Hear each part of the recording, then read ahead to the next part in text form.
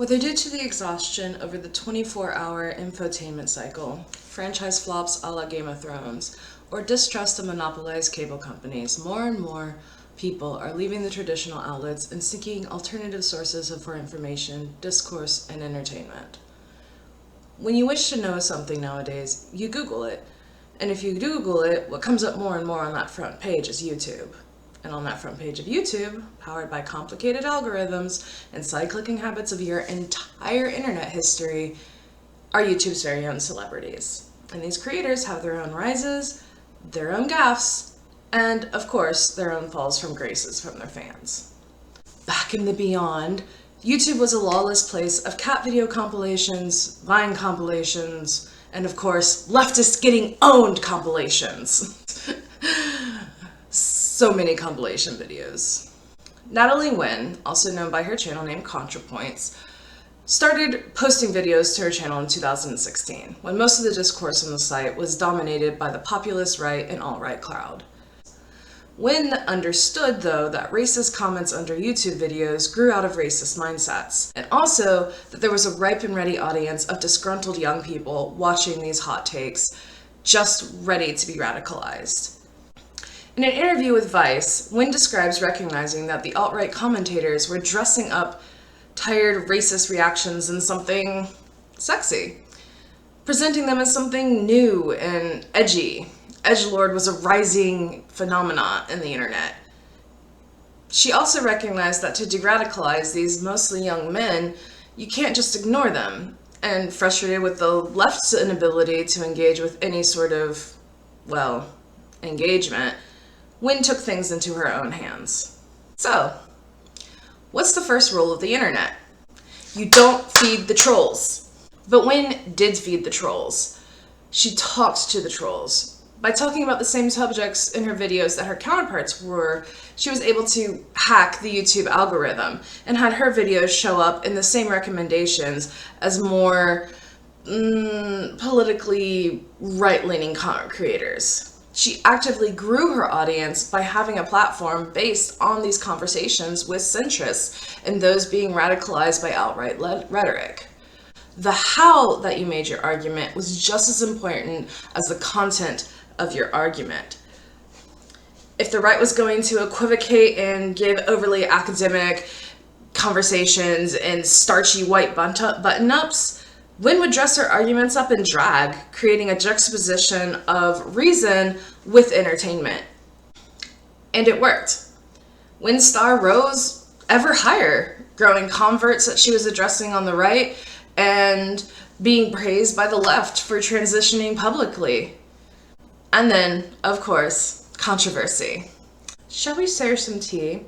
Some LGBT? In September of 2019, Natalie responded to Vice staff writer Diana Tourget in a thread about sharing pronouns in a room full of cis, non-transgender, for those in the know, women.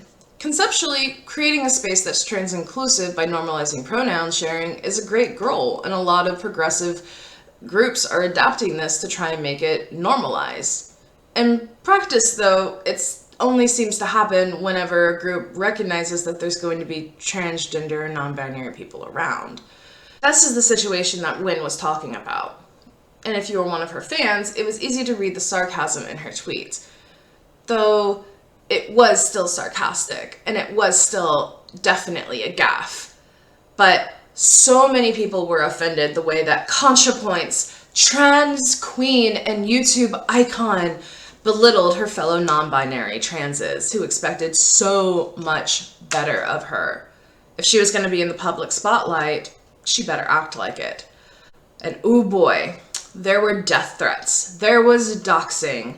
There was backlash so bad that the alt-right and conservative talking heads used the event as a talking point to laugh at how triggered the left was. There was so much vitriol thrown her way that she deleted her Twitter for a week, which is eons in internet time. She only came back with a lengthy apology post about regretting her actions sent in the classic picture of text format. And that seemed enough to cool the ire of many, but just right around the corner, in October of 2019, Wynn released her most ambitious video yet. Filmed in the Maryland Museum of Art with a whole crew titled Opulence. And her video was a showy look about America's relationship with wealth, bringing in voice actors from all over. But one of those voice actors was Buck Angel. Buck Angel, if you don't know, is a prominent trans porn star. But that's not what people were angry about. He's also said some super problematic things about non-binary people. Were they problematic? Yes. Has he also done a lot of work advocating for the trans community in the 2000s? Yes. Did this matter to Twitter mobs? Absolutely not. Primed by her trite response on Twitter in the mob just a month before, the internet absolutely exploded. And not just on her, but for every other person who helped in that video. Fellow YouTubers saw cancellations to their Patreons, to their Twitter accounts. Not only was Wynn being attacked on Twitter, but anybody associated with that video was being attacked on Twitter. And not just Twitter. YouTube comments, Patreon comments, emails. It was relentless.